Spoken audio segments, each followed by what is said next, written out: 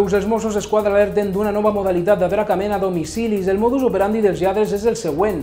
Truquen al porter automàtic i pregunten per la persona que viu a l'habitatge, fins i tot li diuen el seu número del DNI i que li venen a lliurar una citació judicial.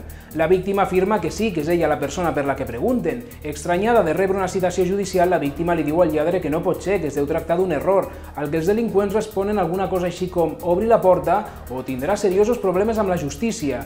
Davant la seva insistència, la víctima decideix deixar-los entrar. Un cop a dins, els suposats funcionaris judicials vestits de civil ensenyen les seves acreditacions, falsificades, és clar, i amenacen la víctima amb una arma, la lliguen i roben tot el que troben a l'habitatge.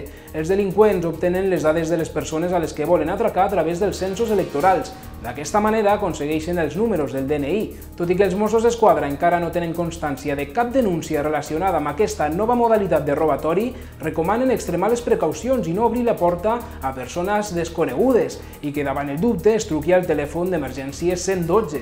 També expliquen que les citacions judicials poden ser lliurades per personal no uniformat degudament acreditat. Però és clar, aquesta és la pregunta: com sabem els ciutadans de a peu que les acreditacions que ens ensenyen són reals i no han estat falsificades?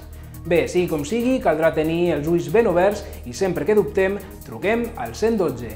Gràcies per la vostra atenció. Més informació a les nostres xarxes socials. Fins aviat.